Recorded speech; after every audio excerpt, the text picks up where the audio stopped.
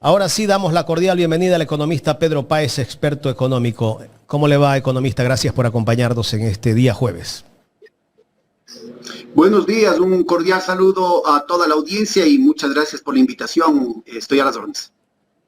Economista, bueno, a veces uno quiere andar bien, empezar bien el día, pero cuando devela mentiras de quien nos gobierna, yo acepto mentiras de otras personas, pero no del primer mandatario, pues, que dice que lucha contra la mentira. ¿Quién es el mentiroso aquí? Bueno, a mal tiempo, buena cara, ¿no? Es decir, no es solamente la sarta de mentiras, sino que inclusive las mentiras, las cifras cocinadas que nos dan no pueden ocultar el sol con un dedo y la situación del país es calamitosa, es verdaderamente muy preocupante lo que está sucediendo. Yo vengo denunciando esto ya desde hace algún tiempo. Pero leí recién un informe de Lancet, que es una revista médica muy importante británica desde el siglo XIX, que tiene una serie de informaciones que son brutales, ¿no? Es decir, en los últimos 20 años, tenemos un poco de rezago con respecto a lo que está pasando ahorita, pero en los últimos 20 años se ve la tendencia y en el mundo entero hay una reducción, por ejemplo, de la tasa de suicidios, que la desesperación de la gente. Si no solamente se expresa estas mentiras en el mal ánimo, en la angustia, en una actitud de sálvese quien pueda, sino que cada vez genera un sector de la población que no necesariamente son los más vulnerables, ¿eh? Estamos hablando, ya no son los adolescentes, estamos hablando de gente madura que se suicida porque no tiene salida. Y a nivel mundial ha habido una reducción del número de suicidios, sobre todo por la mejora de las condiciones económicas en China. Hay una reducción de 2/3 en la tasa de suicidios medida, pero en el Ecuador aumenta. El Ecuador es el país de América Latina en el que mayor incidencia hay en el crecimiento de la tasa de suicidios. ¿A qué se debe eso? Y esto tiene que tener en cuenta, solo acabo con el tema de que hay que sumarle a eso la cantidad de familiares, de amigos que han tenido que salir del país con su familia. La propia ministra está hablando de 2.400.000. Entonces, yo creo que la situación, esto que parece que es un tema de campaña y que se lo está viendo con mucho cinismo, porque el mundo entero, pero sobre todo aquí en el Ecuador, está pasando de la época de la hipocresía, ¿no es cierto?, al cinismo, como forma de gobierno, como forma de legitimación. Es el cinismo descarnado, ¿no es cierto?, les importa un comino lo que están haciendo. Las mentiras, ellos mismos se ríen de las mentiras. Las entrevistas amañadas, se ve en exactamente el mismo patrón en el caso de Noboa que en el caso de Milei, con la sinvergüencería y la complicidad de los periodistas, por favor, periodistas que ahora se está viendo por denuncia ya no de gente de izquierda, de los comunistas, de los talibanes, sino por la gente del propio gobierno de los Estados Unidos, multimillonarios como Elon Musk, que están diciendo que no ha sido la prensa independiente, sino que han sido la prensa dependiente, periodistas bajo sueldo, a decir lo que les pagan que tiene que decirse. Y hablan de 6.200 periodistas comprados, y entre ellos están mencionando al difunto Fernando Villavicencio, ¿no? Son 711 medios de comunicación en el mundo entero que han sido comprados para cumplir con una agenda de desestabilización, de mentira sistemática, de distorsión de la realidad para confundir a la gente y Claro. tener a la gente en medio de esta zozobra que produce, entre otras cosas, no solamente el tema de los suicidios, no solamente el tema de el éxodo, la destrucción de las familias, el poner en riesgo la vida de las familias con una decisión tan dura como es dejar el país, sino también el tema de la violencia, el tema de la deslegitimación del Estado y el fortalecimiento de referentes contraculturales de violencia, de delincuencia, que se suman como una única alternativa, digamos, ante la falta de opciones en términos económicos, sobre todo para los sectores más jóvenes. Y todo camuflan, ¿no? En esa entrevista dijo que están atendiendo a los migrantes retornados. Los términos que utilizan de deportados a retornados es como para decirle a la gente que la gente está regresando porque quiere.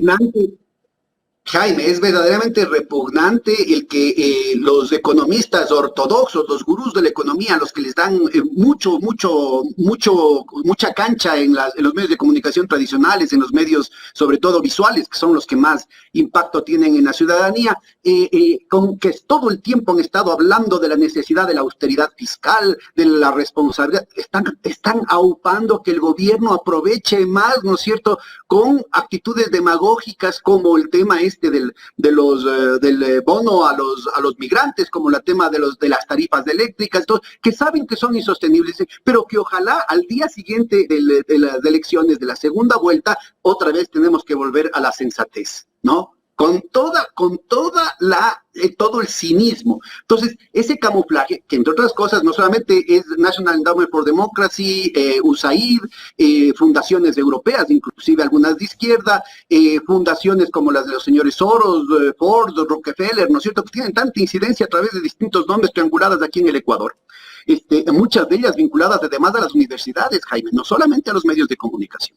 Están generando este camuflaje que hacen que la gente tenga una realidad totalmente distorsionada. Viva en una burbuja que no se compadece con su situación personal. Entonces, aquí tenemos, mira, yo creo que es muy, muy grave que haya un 44% de la población que soporte a un señor como Noboa, hijo de la oligarquía más rancia, aunque se dice que es el nuevo Ecuador, pero que además es de la extrema derecha. Se presentó a propósito de los disimulos. Recuerden al ministro de Propaganda, Roberto Zureta, que entre otras cosas vino acá desde Santiago con un mensaje de Washington para decir que el golpe de Estado que estaba preparado con el cuentito de que ganaba Noboa en la primera vuelta no iba.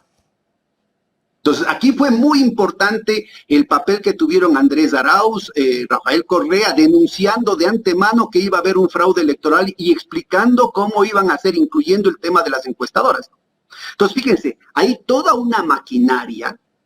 Hay una maquinaria directamente conducida hacia eso, pero también hay toda una periferia de mecanismos en algunos casos automáticos, pero en otros casos pagados, que pueden ser que ni siquiera estén conversados, pero que simplemente contribuyen desde la oposición inclusive, porque es manufacturando el consenso, utilizando el concepto de Noam Chomsky, pero también manufacturando el disenso, para garantizar que supuestamente de manera espontánea a la gente le aparezca como que le brota como un pensamiento propio, como un criterio propio, una opinión respecto a la realidad que es totalmente distorsionada y que no tiene ninguna vinculación con la vida que está teniendo, porque la vida que está teniendo implica más pobreza, más desempleo, más precarización laboral, más recesión. Estamos entrando, como hemos conversado en veces anteriores, ya no es un problema solamente recesivo, que es un tema convencional de los economistas con 2 trimestres, que eso ya no pueden ocultar, ¿no es cierto? Con las cifras cocinadas del Banco Central ya no pueden ocultar que estamos en recesión,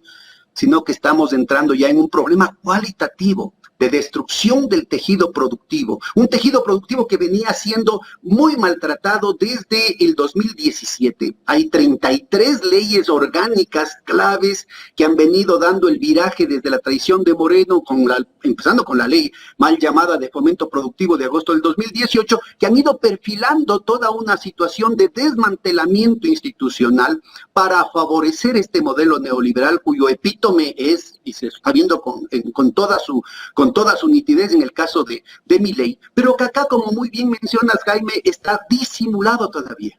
Son los ministros de la propaganda, como Roberto Izurieta, que insisto, él fue el que vino con las órdenes a decir que se pare el golpe de Estado porque ya había sido derrotado por el anuncio. Por eso es la importancia de medios de comunicación como este, ¿no es cierto?, para poder alertar a la población, inclusive aquellos que ya están envenenados, están con ese bombardeo ideológico tan tóxico del anticorreísmo que impide ver los problemas concretos de la realidad del país, de la realidad personal.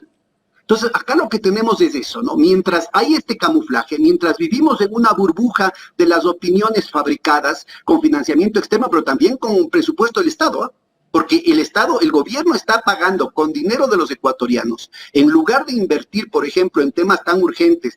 Hay una cuestión terrible creo que son más de 1.000 muertos de enfermedades catastróficas que se han dado, que podían haberse evitado, pero que se han dado por la falta de atención, la falta de presupuesto de las áreas correspondientes. Y 10.000 están en riesgo de muerte en este momento. 10.000 están en riesgo de muerte. Bueno, mira, esto es una barbaridad. 44% de la población, después de que ve esto, después de que está sintiendo, de pronto son víctimas de ellos o sus familiares, y siguen apoyando a esta imagen. O sea, después de los 4 niños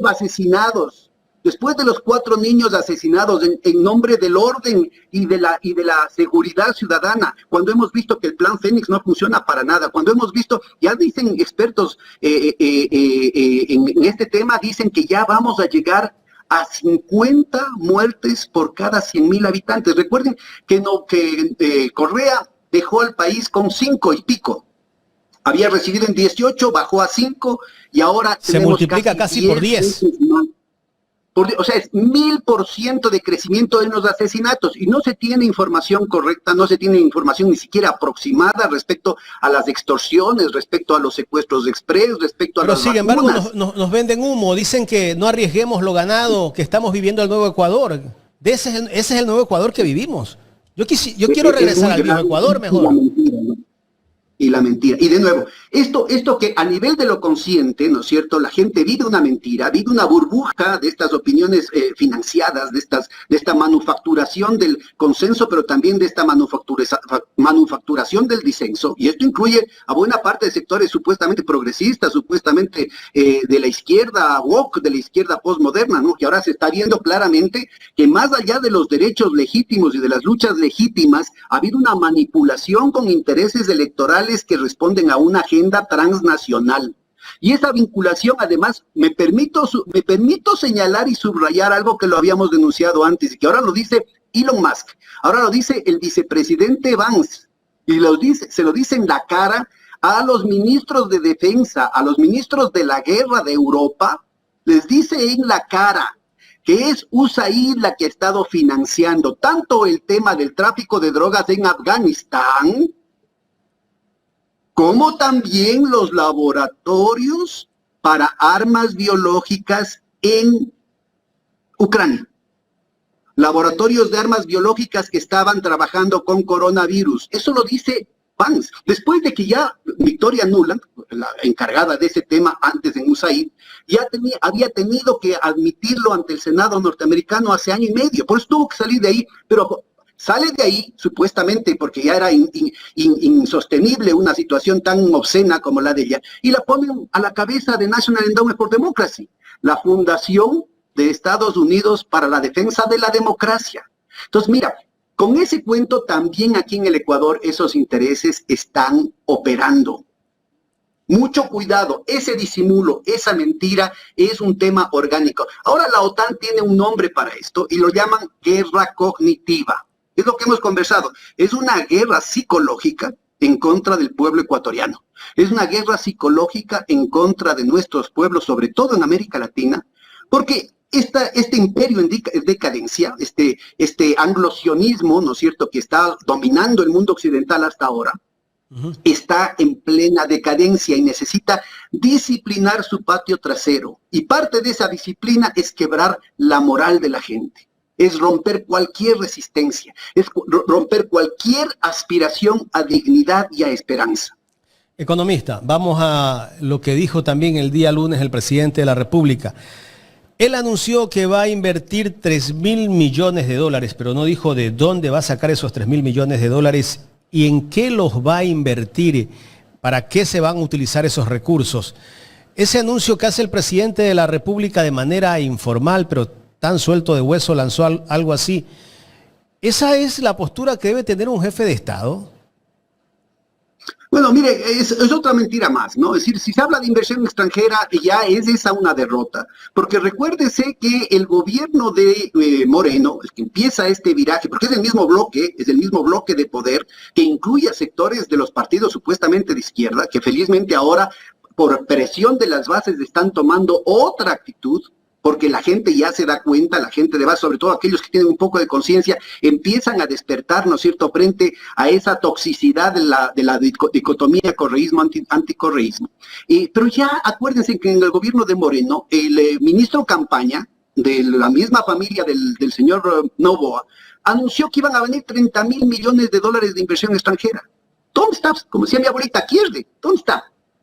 Después, el ministro Pardo, que venía de la Asociación de Bancos Privados, en el gobierno del banquero Lazo, el banquero vinculado, ¿no es cierto?, de acuerdo a León de Troya, a los amigos del difunto señor Cherres, la mafia albanesa, ¿no es cierto?, que tienen que aclarar estos temas, tiene que aclararse esa situación, de un informe concreto de eso. El que sabe de inversiones dijo que iban a venir 19.000 millones de dólares.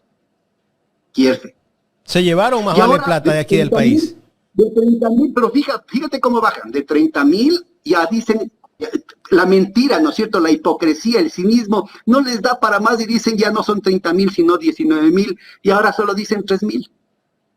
Pero lo cierto es que el país se sigue endeudando de una manera brutal para este tipo de cosas, supuestamente, y en los hechos, ¿no es cierto?, no hay ninguna obra.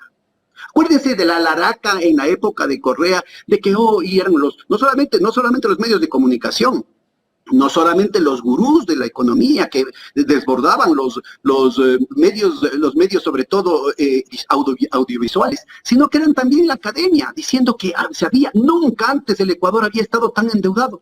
Y era mentira. Cambiaron la ley yéndose en contra de las recomendaciones del Fondo Monetario Internacional y de Naciones Unidas, cambiaron la ley. Y así todo, creo que estirando las cosas, llegaron a 41% del Producto Interno Bruto que estaba endeudado. Ahora el país se ha endeudado con el doble y no hay obras. Más del doble, y están ocultando las cifras, porque de acuerdo a la carta de intención del Fondo Monetario Internacional, para fines del 2024 debíamos estar con 92.000 millones, o sea, cerca del 90% del Producto Interno Bruto en deuda. Y resulta ser, o sea, es más del doble. ¿Y dónde están las obras? ¿Dónde están las obras? O sea, solamente de eso. En la época de Correa no teníamos un solo dólar de endeudamiento con el Fondo Monetario Internacional. Ahorita, ¿no es cierto?, con las últimas gestiones brillantes del ministro que se acaba de largar, estamos en 11.200 millones de dólares. ¿Y dónde está la obra? De acuerdo a la Constitución. ¿Y qué se hizo con esos recursos? Exactamente, pero además, esto de aquí no es un tema de opinión. Esto requiere un seguimiento directo porque tiene responsabilidades no solamente legales, sino penales, de la Contraloría, de la Procuraduría, de la Fiscalía, de la Asamblea. ¿Por qué? Porque se dice concretamente en la Constitución y en el Código Orgánico Integral Penal, se dice clarito, solo puede haber deuda externa para obras de infraestructura, no para gasto corriente, para obras permanentes. Entonces, ¿dónde están las obras permanentes? Ahí está, el ejemplo más concreto es del asunto de los apagones.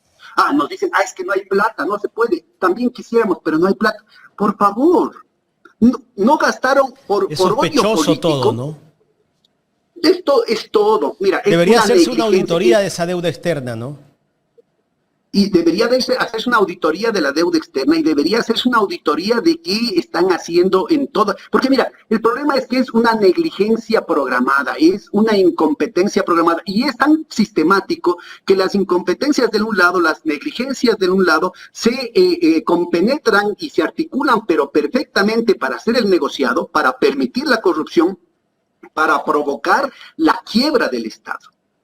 Entonces, mira, en el tema, con el cuento de que no hay cómo hacer gasto público porque eso va a derrumbar la dolarización.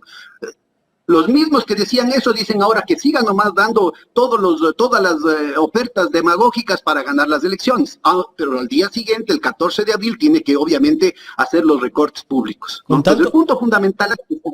Nos dicen, el cuento es que no hay plata, así quisiéramos, no hay plata. Hay gente, digamos, entre los economistas, no me cabe duda de que habrá los true believers, como dicen los gringos, ¿no? O sea, la gente que verdaderamente se cree el cuento que dicen. Pues la cosa es bien sencilla, pues a ver, dicen es que no hay plata, por ejemplo, para pagar los 80 millones de dólares que se necesitaba para dar mantenimiento al parque termoeléctrico. Se terminaron pagando 800 millones. a Colombia, al sector privado de Colombia con sobreprecio. Ahora nos quieren comer el cuento de que ya el Ecuador está vendiendo a Colombia, y que es mentira. Yo te oí la explicación, es un problema técnico, estás absolutamente en lo correcto, es un problema técnico que necesitan hacer fluir electricidad de lado y lado para mantener el tendido eléctrico, para mantenerlo, ¿no es cierto?, y permitir que las ventas que nos hace Colombia puedan entrar al país sin problemas. Sí, que no hay ninguna situación. Pero fíjate el cinismo. Cuando la ministra sale a decir que son ventas, dice que ha estado vendiendo entre 1, 3 y 7 centavos. Cuando el país está pagando 15, 17, 27 centavos en la barcaza. Es decir, el país está pagando 27 centavos por el kilovatio hora y le está vendiendo a Colombia, en el mejor de los casos, a 7. Y eso ponen como gran logro. Economista, tener un gobierno tan mentiroso, tan farsante, que salga a mentir, pero que además, mira, de esa manera. En el plano empresarial es nulo. Yo pregunto, por favor, a los anticorreístas, a la gente que ha votado por Novoa. Yo le pregunto, usted, dueño de empresa, ¿pondría su empresa, su patrimonio familiar, a cargo de un gerente como este o sus colaboradores? Por favor, póngase la mano en el corazón.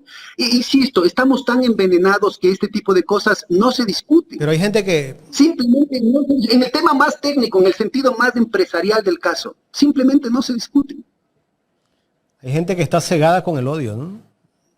Piensa que... Bueno, y ahora fíjate el tema ahorita mismo, de la manera más abusiva, violando la Constitución, violando la ley, violando repetidos pronunciamientos populares, ¿no es cierto?, están concediendo el campo Sacha.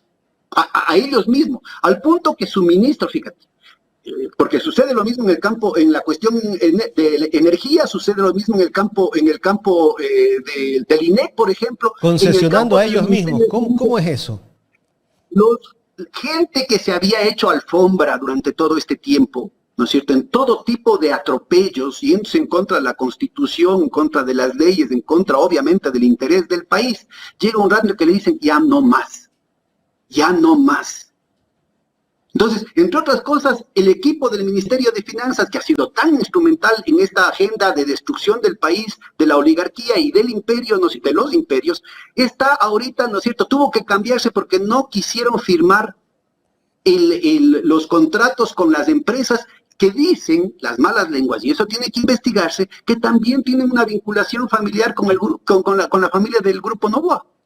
Entonces, la situación es muy grave. La diputada Viviana Veloz habla de un perjuicio de 1.600, 1.700 millones de dólares por año. Eso en los 20 años que quieren hacer ese contrato, si es que no es más tiempo, con arbitrajes internacionales, obviamente, con lo cual queda blindado esa situación y el Ecuador siempre va a salir perdiendo.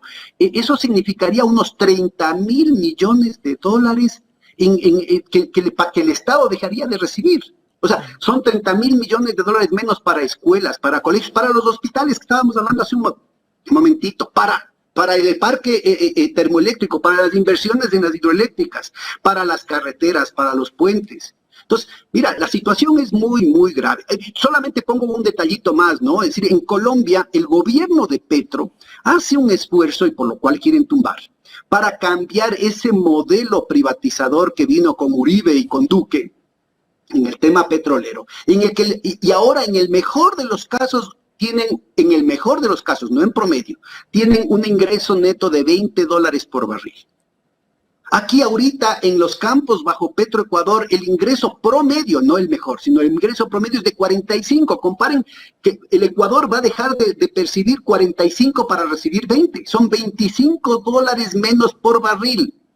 Y ahorita se están exportando, se están produciendo como 400,000 y pico barriles diarios. Vean ustedes el perjuicio para el país. Entonces, yo recuerdo ¿Cuánto le los cuesta, amigos economista, cuánto le cuesta a Petroecuador extraer un barril de petróleo? 17. Ese es el desafío que hace el secretario general de ANTEP, el ingeniero David Almeida, por eso lo mandan sacando. $17 y pico, creo, ¿no? No, el promedio, por ejemplo, en el caso de Sacha son $7. ¿7? Son $7. Y ahora va a costarle, si es que concesionan. Bueno, el promedio del costo de producción del barril de petróleo bajo manos privadas es de $35. Y eso Eso va a tiene que ser pagar el país. el atraco del siglo, ¿no? Es ya el atraco del siglo. Ya hubo con el pretexto, ¿no es cierto?, que le comieron el cuento inclusive a Correa. Yo creo que eso fue uno de los errores de su política. Otro campo muy importante fue el campo AUCA. Y se le dio a una de las empresas más tecnológicas, más serias, ¿no es cierto?, Halliburton, además que era del vicepresidente de los Estados Unidos de esa época, creo, de Cheney, y de Rumsfeld, ¿no? O sea, de los sectores más reaccionarios del gobierno norteamericano que ahora están en contra de Trump. Mucho hay que subrayar ese tema. Bueno, pero el punto es que en el campo AUCA, ¿no es cierto?, asimismo se tenía una situación de costos similares a las del campo Sacha, $7.50 por el costo de producción de cada barril. Y en el campo AUCA cogieron y sin aumentos de la producción, sin aumentos significativos de la inversión, como se suponía que iba a venir, sin introducción de tecnologías nuevas, como era el cuento. Resulta ser, resulta ser que de la misma situación, una situación similar, es mucho mayor el crecimiento de la producción en el campo Sacha en estos años que en el campo AUCA, si se hace una comparación. Y los costos de producción pasan de 7 a 27. Entonces, por favor, si estoy equivocado, que me corrijan, por favor, que el Ministerio de Energía haga públicas esas cifras, que haga públicas que todas las facultades de economía, que todas las facultades de geología y petróleos, todas las facultades de derecho, de administración, manejen las cifras campo por campo. ¿Cuál ha sido el beneficio de la inversión privada? Yo he tenido conversaciones con gente de tendencias políticas tan diversas, incluyendo anticorreístas, gente como Fernando Reyes, como Luis Arauz, como Jorge Cáceres, como el propio David Almeida. Y hay un consenso respecto a esta situación, no hay a dónde irse. Es solamente este sector que está directamente involucrado, directamente pagado. Por eso despiden directamente pagado por las transnacionales, el que anda haciendo propaganda para que se privaticen los campos petroleros. Como también está pendiente la privatización de las eléctricas, incluyendo Coca-Cola o Sinclair, por eso es toda la propaganda en contra, como se quiere privatizar también el Banco del Pacífico, aunque están calladitos, como se quiere privatizar también CNT, como se quiere privatizar el IES. Y esta situación, ese resultado electoral, a pesar de que desinfló el ibris de la arrogancia, la prepotencia de Nova, porque si ganaba en primera vuelta, al día siguiente hubiera estado el paquete de privatizaciones, para él, como el come solito, ¿no? Y entonces, ahorita lo que están creando la situación es, disimulemos hasta el 13 de abril, y el 14 de abril, si se gana, viene el paquete completo. Entonces, economista, por eso despiden a David Almeida, denunció esto de la concesión, ¿no? Por supuesto. Y aquí, en el caso específico de Sacha, ¿no es cierto?, el Frente de Defensa Petrolero ha puesto una demanda ante el Tribunal Constitucional, ante la Corte Constitucional. Es decir, aquí hay una serie de elementos que parten del artículo 315 de la Constitución, que dice solamente en casos excepcionales. ¿Dónde está el informe que diga que hay una situación excepcional? ¿Dónde está un informe que diga que sobre los ingresos que está proporcionando el campo Sacha, la privatización, la concesión, el nombre, el eufemismo que quieran ponerle, ¿no es cierto?, va a generar un beneficio? ¿Dónde está la experiencia histórica de esta situación? Entonces, mira, yo creo que es clarísimo. Los colegas del taller de coyuntura del Instituto de Investigaciones de la Universidad Central se quedaban perplejos e incrédulos cuando yo decía hace 6, 7 años, decía, cuando empezaban las políticas neoliberales, insisto, son 33 leyes nocivas para el país, en nombre, obviamente, del progreso, del empleo, de la iniciativa de los jóvenes, inclusive del medio ambiente, ¿no? Todas esas leyes lo que han hecho es generar un proceso de autoemboscada fiscal. Todo esto está hecho premeditadamente, insisto, desde un lado, desde otro, las incompetencias de un lado, las incompetencias del otro, la inexperiencia, la negligencia, la irresponsabilidad, la falta de conocimiento. Todos esos pretextos, ¿no es cierto?, son la cobertura para garantizar que todo actúe de manera sincronizada, para sistemáticamente destrozar al Estado ecuatoriano. Eso en el caso de Argentina, por eso yo hago referencia permanente a esta situación, porque con el candor de su desequilibrio, por lo menos verbal, el señor Milei lo ha dicho desde el principio: yo me meto al Estado para destruirlo desde adentro. Y pone además, copiando, porque además el tema del plagio no es solamente en su tesis, sino en otras cosas, ¿no es cierto? Coge lo que ya habían hecho los gringos en varios gobiernos, ¿no es cierto? El tema de la motosierra, ¿sí?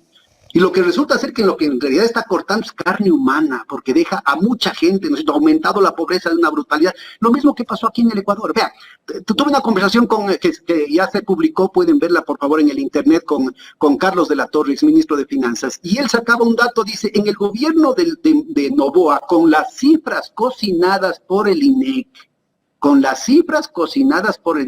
que vienen siendo cocinadas desde agosto del 2018, que se convirtió al INEC, que además un montón de gente que había sido totalmente obsecuente ha venido renunciándole porque ya cada vez le exigen más y le exigen más concesiones. Con esas cifras cocinadas hay 450,000 nuevos pobres en el Ecuador en un año.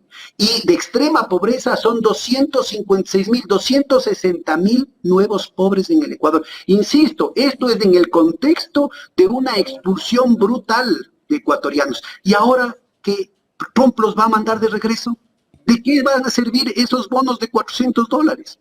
Mira, en la época de Correa, en que ahí sí los subsidios estaban sistemáticamente estructurados como una política de desarrollo, como una política de redistribución del ingreso sostenible en el largo plazo, que ayudaba a transformar no solamente los mercados en general, aumentando la distribución del ingreso, estás aumentando el mercado interno, pero sobre todo armando un nicho de mercado en el que la estrategia de rentabilización no viene dada por el aumento de precio, como es el que se da en los sectores medios y altos, que es la típica del neoliberalismo: consumo suntuario, consumo de importación, en el que se sabe que van a haber cada vez menos consumidores, pero simplemente le siguen aumentando el precio, sino que la lógica viene dada por el aumento de la masa de ventas. Entonces, esa articulación estaba directamente vinculada con una política de estímulo productivo, con una política de construcción de capacidades productivas, o sea, desde la oferta, desde la demanda, en la cuestión de los ingresos, en el tema tecnológico, ¿no es cierto? Y esto permitió que el Producto Interno Bruto per cápita, o sea, el ingreso per cápita de los ecuatorianos, más que se duplique. Con las políticas que se está haciendo ahora, evidentemente está premeditado para reducir desde el viraje de Moreno el Producto Interno Bruto per cápita. El ingreso promedio de los ecuatorianos se ha venido reduciendo, y ahora, a pesar de que también cocinan los datos en el Banco Central, ya no pueden ocultar el hecho de que también en el 2024, con las políticas de Noboa, se ha tenido la mayor, después de la pandemia, se ha tenido la mayor caída en el el ingreso neto promedio per cápita de los ecuatorianos. Estamos hablando, ahorita dicen de 3-4%, pero probablemente, ¿no es cierto?, se termine, en los datos definitivos, se termine en un nivel del 7-8%. Esta es una cuestión porque además no se puede explicar cómo en medio de la crisis ha aumentado de manera fuera de la tendencia, ¿no es cierto?, una tendencia que se viene desde después de la pandemia, ha aumentado el consumo de los hogares. ¿Cómo así ha aumentado el consumo de los hogares? ¿Bajo qué circunstancias? Pues si por todos los lados viene la cosa en negativo. Entonces, yo creo que es indispensable que el país tenga una reflexión objetiva, serena, sobre las condiciones técnicas. Esto no es un problema de correístas versus anticorreístas.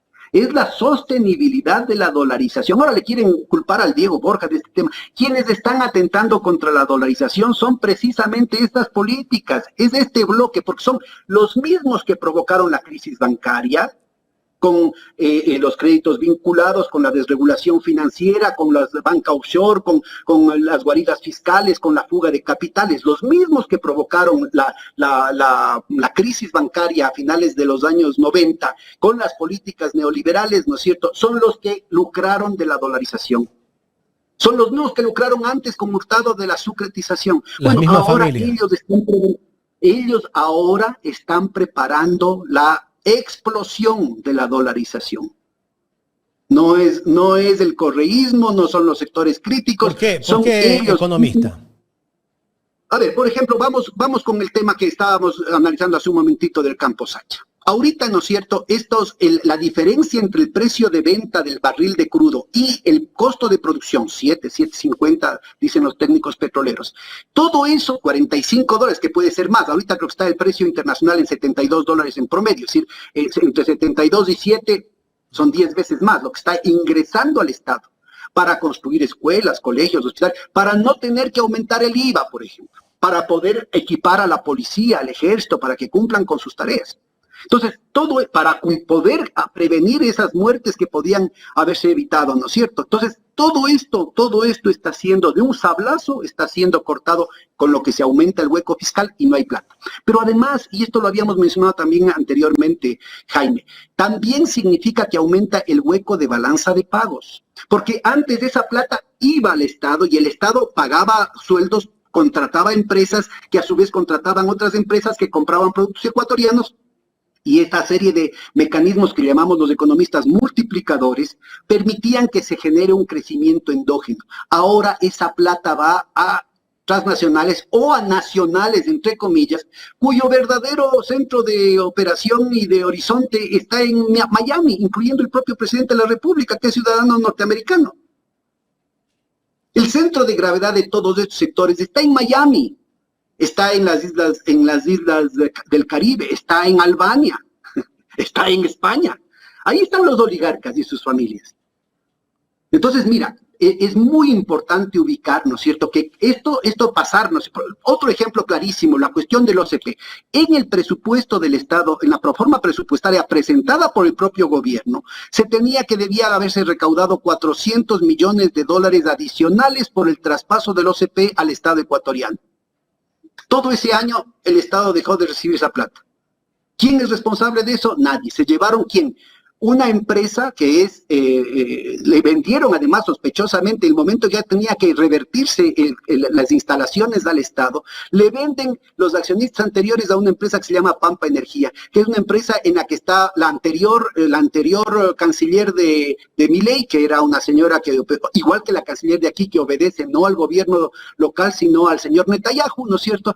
Era ella socia con BlackRock.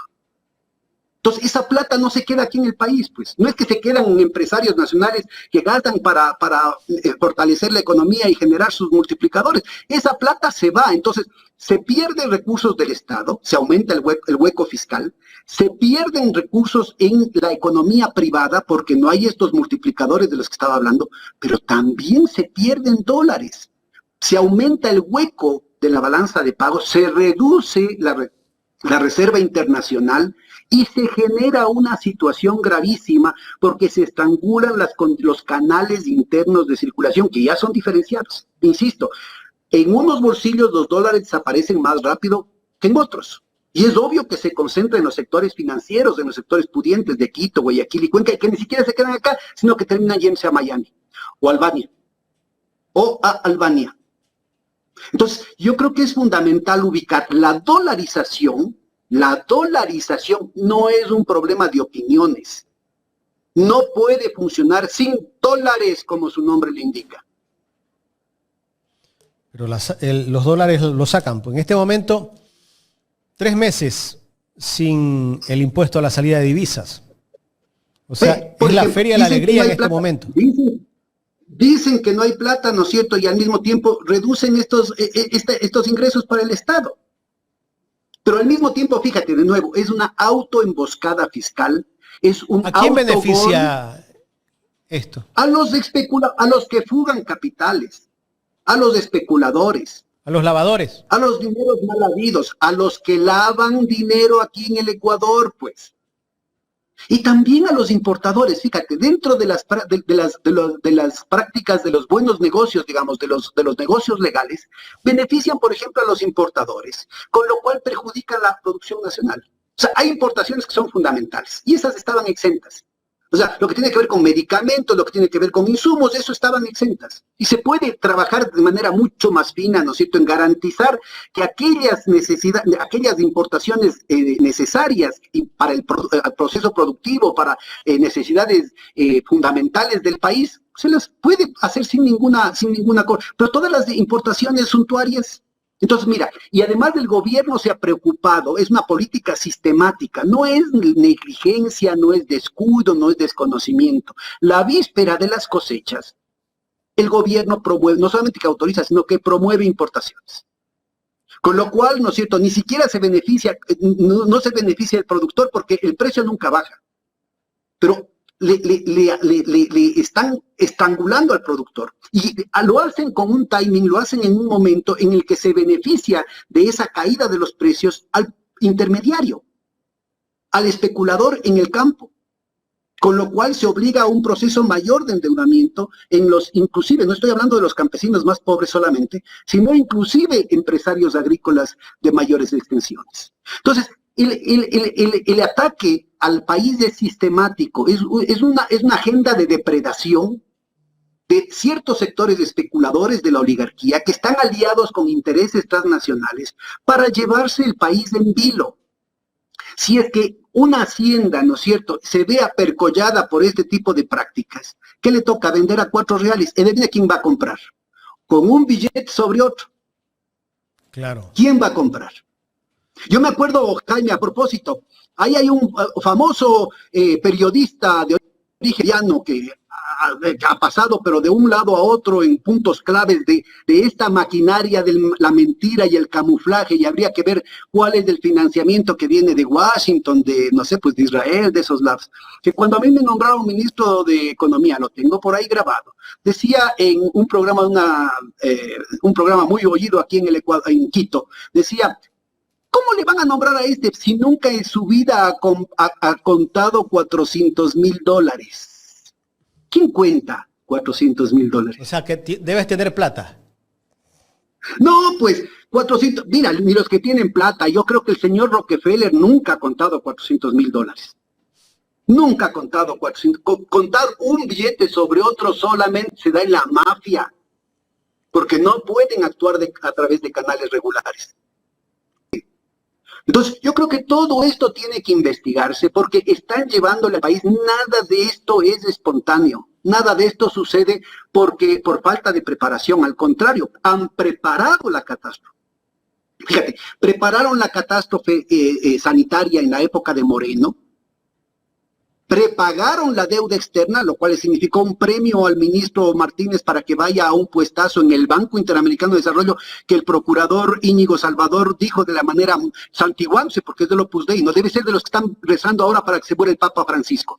Estos de aquí dijeron que el Banco Interamericano de Desarrollo no era banco, porque como dice en la Constitución y en la ley, un funcionario público no puede ir inmediatamente a un banco. Él hizo méritos prepagando la deuda externa con sobreprecio en el momento de la pandemia. ¿No es cierto? Al momento que estaba cortando el presupuesto de salud, sacando a médicos y trabajadores de salud, restándole el equipamiento para la policía, el ejército, los bomberos, que estaban en la primera línea de la defensa de la vida aquí en el país. Mira, esto de aquí era programado. Inmediatamente llegó el momento de Lazo y el país lo sintió como un alivio porque en 5 minutos tomaron 4 decisiones racionales y empezó a funcionar la cosa, pues. Y lo mismo quisieron hacer aparecer, fíjate, todo el desmadre, toda la destrucción institucional que no daba pie con bola el gobierno de Lazo en el tema de seguridad ciudadana. Llegó el gobierno de Noboa y hizo una campaña de publicidad para hacer creer que estaba tomando cartas en el asunto, que se han visto absolutamente futiles, porque ese plan Fénix nunca existía. Es puro negocio. Es puro negocio que incluye un paquetito que le vendía el Mossad, que le vendía Israel al Estado ecuatoriano y que estaba en manos primero del señor Ordóñez y del doctor Hurtado a través de Paula Romo, después estuvo en manos de la señora Valencia, ¿no es cierto? Y que se ha mostrado en España, en México, en Colombia, como un instrumento de chantaje, un instrumento de persecución política, un instrumento que inclusive ha terminado siendo utilizado por el famoso señor Jeffrey Epstein, que además era yerno de uno de los creadores de ese software, de ese malware, dentro del Mossad. La mujer de él, la señora Ghislaine Maxwell, ¿no es cierto?, es hija de uno de los principales operadores del Mossad. Entonces, todo esto, por favor, no me crean a mí nada, todo esto pueden entrar al internet y detectar. Y vamos a enterarnos de esto con mayores detalles probablemente, porque Inglaterra, Gran Bretaña, acaba de nombrar como embajador ante los Estados Unidos a otro de los amiguitos del señor Epstein, el Lord Mandelson. Yo tuve personalmente una bronca cuando estábamos tratando de evitar que el Ecuador firme un tratado neoliberal de libre comercio con Europa. Y el señor insultó al Ecuador y salió corriendo además, ¿no? Y entonces ahí nos enteramos de que este señor estaba vinculado con esos sectores. Y sabe, ¿no es cierto?, dicen las malas lenguas que lo ponen en Washington porque dentro de las grabaciones que se hicieron con el software que después adquiere el nombre de Pegasus, tienen, ¿no es cierto?, algo con que chantajearle al señor Trump, que también en su momento estuvo en esas fiestas.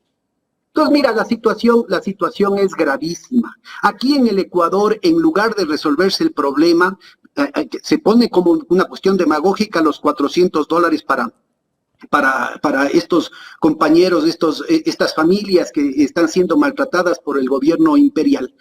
Pero al mismo tiempo se firma un convenio, justamente a través de la canciller que responde a los intereses del señor Netanyahu, para que los trabajadores desesperados del Ecuador vayan a Israel, a las zonas de peligro, a la que los sionistas frenéticos y fanáticos no quieren ir, para que vayan a trabajar allá, para que vayan como carne de cañón.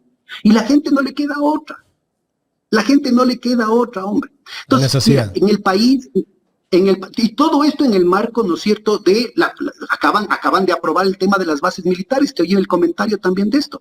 Es decir, cada vez más siguen habiendo aprobaciones, hay una serie de chantajes, inclusive dentro de la oposición de derecha, para obligar a través del sistema judicial, a través del SRI, a través de la Contraloría, a través de distintos mecanismos y probablemente a través de premios también, porque es el palo y la zanahoria, para que se llenan la boca, ¿no es cierto?, admitiendo las barbaridades que hace el gobierno. Pero el rato de las votaciones fundamentales siguen acentuando y consolidando el desastre del país con el tema de las bases militares, con el tema de SOFA. Ya ni siquiera hace falta la base militar porque está declarada la impunidad no solamente del personal militar, sino de los contratistas. Por favor, acuérdense de los 2 ciudadanos israelíes, insisto, que estuvieron en la cápsula de seguridad del vicepresidente Otto Sonnenholzer, que vivían en el mismo edificio de él. ¿Qué ciudadano israelí goza de esos privilegios? Y que estuvieron directamente vinculados en el tráfico de los hospitales. Y eso tuvo que denunciar la propia Paula. Y que el rato que les metieron a la cárcel fueron asesinados. Correcto. Bueno, eso ya con el SOFA ya no se puede hacer. Gozan de total impunidad. Gozan de total impunidad. Pero también, acabo con esto, pero también dentro de los contratos está el tema de las transacciones financieras. Las transacciones financieras. Acuérdense del escándalo Irán-Contras y el involucramiento de los bancos, el BCCI, en toda la red internacional para financiamiento de la contrarrevolución en Nicaragua a través de la venta de drogas por parte del gobierno de los Estados Unidos. Hay hasta película con Tom Cruise, Barry Seal. Todo eso métase al internet, por favor. Acuérdense, por favor, de la vinculación del tráfico de drogas en todas las operaciones clandestinas del gobierno de los Estados Unidos en el sudeste asiático, incluyendo no solamente Vietnam, sino Camboya y Laos. Acuérdense, por favor, todo el financiamiento, ¿no es cierto?, a través de bancos muy importantes del Cono Sur que hizo el gobierno de los Estados Unidos a través de estos aparatos traídos de la Gestapo, incluyendo Klaus Barbie, en vinculación con los narcotraficantes. Por favor, todo esto vayan y vean. El primo del dictador García Mesa en Bolivia era el capo de los narcotraficantes y era el operador fundamental de todos los escuadrones de la muerte, que ahora Jimmy Jairala ya dice que están operando también en el Ecuador, de todos los escuadrones de la muerte que desde esta connivencia entre el narcotráfico, los servicios de espionaje, los ex agentes de la Gestapo y sectores de las Fuerzas Armadas, porque fueron los que después armaron el Plan Cóndor con las dictaduras militares en todo el Cono Sur, operaban en todo el continente. Entonces, aquí Esta situación debería ser objeto de la auditoría que están haciendo en los Estados Unidos. ¿Cómo puede permitirse? Porque es obvio, ¿no es cierto?, que aquí hay poderosos intereses privados que utilizan el nombre del gobierno de los Estados Unidos para cubrirse de estos mecanismos de enriquecimiento manchado de sangre, destilando sangre y mugre por los cuatro costados. Economista, ¿qué se vendría si vuelve a ganar Noboa en los próximos 4 años? ¿Qué va a pasar con el Ecuador? Yo me permitiría insistir en esta hipótesis que se viene comprobando. O sea, el proyecto que hace el bloque Moreno, Lasso, Noboa, pero que también incluye a sectores de los movimientos sociales y de un sector de la izquierda, probablemente financiado por lo que ahora está siendo destapado en los Estados Unidos, estas fundaciones, la USAID, etcétera, etcétera. Y también intelectuales, ¿no? También intelectuales. Lo que marca claramente es un proceso muy acelerado de concentración y centralización del poder económico, cuyo momento culmen va a ser el reparto, las privatizaciones. Eso ya lo sacó su colega. ¿Qué van a privatizar? ¿La educación también está dentro de ese plan? Todo, pues lo que hemos mencionado, el IES, las petroleras, la cuestión eléctrica, el tema del Banco del Pacífico, el tema de CNT, pero también todo el tema de la deuda externa, también todos los contratos, como el tema de Progen, y todo eso con despluman la gallina, pues.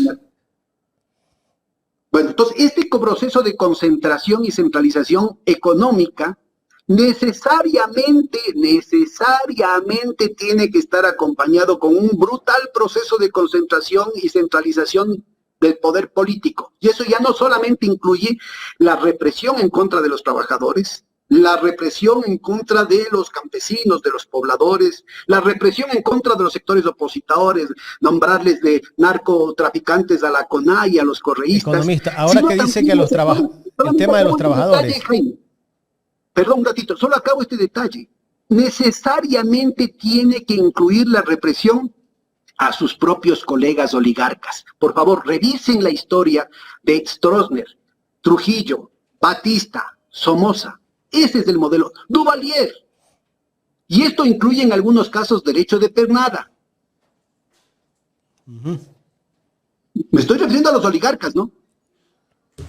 Es que vayan preparándose. Los que están votando por Noboa, los que están poniendo plata para reelegir la Noboa, vayan preparándose. Y en el caso, por ejemplo, mira, en el caso de México, yo vengo estudiando ese tema desde hace largo tiempo y he tenido el chance de reunirme con sectores empresariales de las familias, entre comillas, bien. En el caso de México estamos hablando de familias que han estado en el poder 500 años. Y me decían, miren, al principio nos tapábamos la nariz frente al ascenso, porque esto se da en el marco, este proceso de centralización del poder se va dando en el marco de la escalada del narco, ¿no? La conquista de territorios no solamente geográficos, sino institucionales, dentro del sector público, pero también dentro del mundo de los negocios. Entonces, al principio les hacíamos asco, no les permitíamos que entren en los clubes exclusivos, no permitíamos que los hijos entren a nuestros colegios, pero después ellos eran los dueños de los colegios y de los clubes, pues. Y después resultaba ser que las familias bien tenían que casar a sus hijitas a subasta, no solamente por el negocio que iban a hacer el momento que se casan con los capos, con la gente vinculada al narco para ser partícipes de la renta del narcotráfico, sino que al mismo tiempo era para protegerse. O sea, ya es un tema también de sobrevivencia. Y si en este país sistemáticamente se está matando cualquier posibilidad de empresa decente, porque matan el mercado interno a través de las políticas de ajuste, las políticas neoliberales, como hemos mencionado, pero matan también el mercado externo, con el alineamiento internacional, ¿no es cierto?, que plantea atentar, como lo hizo con la payasada, como lo hizo Noboa con la payasada de la supuesta chatarra de armamento soviético. Matan también nuestras principales fuentes de demanda, de las principales exportaciones en el mercado externo, Rusia, China y otros países que no están alineados. Yo creo que es fundamental el mantener las mejores relaciones con los Estados Unidos, las mejores relaciones con Rusia, con China, con los países árabes, con todos los países y sobre todo la integración latinoamericana. Pero todo esto está siendo absolutamente boicoteado, saboteado de antemano, insisto, es un autosabotaje para garantizar que los únicos que tienen la capacidad de mandar en este país, los únicos que tienen la capacidad de hacer plata en este país, son los que terminan abierta o solapadamente aliados con el narcotráfico. Eso sí está protegido. Desregulación financiera, créditos vinculados, total irresponsabilidad en el manejo de elementos fundamentales de la regulación prudencial, como es, por ejemplo, el fondo de garantías del fondo de liquidez, que debería el país, los candidatos deberían exigir que se diga cuánto hay, cuánto cubre los mecanismos, ¿no es cierto?, de la Corporación de Garantía de Depósitos, cuánto cubren ante una situación de debilidad del sector financiero del país, tanto de las cooperativas como de los bancos. Esto tiene que ser con mucha seriedad, por favor. Si se estrangula la liquidez, si se mata la posibilidad de que haya empleo, si se mata la posibilidad de que las empresas puedan vender, ¿con qué van a pagar los créditos? ¿Cómo se está resolviendo ese problema? No es un problema electoral. Y todavía creo que estamos a tiempo, ¿no es cierto? Tiene que investigarse a profundidad, tiene que discutirse a profundidad el asunto, porque están creando las condiciones para destruir la dolarización. Y de nuevo, no son los sectores críticos. Es el propio bloque de poder oligárquico al que ya no le funciona la dolarización, que tienen que seguir ganando sobre la base de las devaluaciones, tema que va a ser muy importante para el lavado, porque al mismo tiempo que van a mantener la estabilidad del dólar en sus transacciones a través de la banca offshore, ¿no? La banca que tiene vinculación con las guaridas fiscales. A través de esos bancos pueden seguir manteniendo el blindaje en el tema del dólar, pero en lo que respecta a los costos internos, van a poder reducir los costos operativos internos en el manejo mafioso del control del territorio, en la penetración mafiosa del aparato productivo restante del país, del aparato productivo decente del país que está siendo debilitado por esas políticas a través de los procesos devaluadores. Entonces yo creo que es muy importante que el país se pare, se plante y diga de frente, no a la defensiva, de frente, ¿quiénes son los que están atentando en contra de la dolarización? Es esta política económica de manera clarísima. ¿Está o no está atentando en contra de la dolarización en las bases militares de aquí en el Ecuador? ¿Está o no está atentando en contra de la dolarización la entrega del campo Sacha? ¿Está o no está atentando en contra de la dolarización el hecho de que no se había tenido el campo, el OCP? El ingeniero Walter Guerra decía que solamente a Claro debía habérsele cobrado un pago inicial de 3.000 millones de dólares. A eso súmele lo de Movistar. Y luego súmese todo lo que tendría que cambiarse en el nuevo contrato. Se le está extendiendo desde hace largo rato el contrato que se había firmado hace 17, 18, con las condiciones de mercado de hace 17, 18 años. Economista. Todo lo que están haciendo es para reducir los ingresos del Estado, para reducir los ingresos del país y para garantizar la fuga de capitales, para garantizar que toda la riqueza que se produce en el país salga del país con total impunidad. ¿Cómo puede garantizarse la sostenibilidad, por favor? Esto no es un problema de neoliberales versus heterodoxos, no es un problema de correístas versus anticorreístas, de gobiernistas versus antigobiernistas. Por favor, que se discuta técnicamente. Los técnicos petroleros en su campo, los técnicos eléctricos en su campo, los técnicos en el financiamiento del Estado en su campo, los técnicos de la cuestión financiera en su campo, ¿no es cierto? Y que se pongan a discutir con seriedad Correcto. el futuro del país. Economista, quiero agradecerle por el tiempo que nos ha brindado el día de hoy para analizar varios temas aquí en Ecuador en Directo. Muy gentil, estoy a las órdenes y por favor que se abra un espacio de reflexión y de sensatez en toda la población, que se bajen los ánimos, que se baje el veneno y que el país pueda argumentar con estudios técnicos, con investigación, con debate serio, qué es lo que se nos viene. Las cosas están poniéndose muy complicadas, hombre, y como hemos visto, ya el pueblo está sufriendo, importantes segmentos de la población están sufriendo ya las consecuencias, aunque no lo racionalicen, aunque no tomen conciencia de eso. Gracias al economista Pedro Páez, experto económico, conversando en esta mañana aquí en Ecuador en Directo en su espacio Los Especialistas.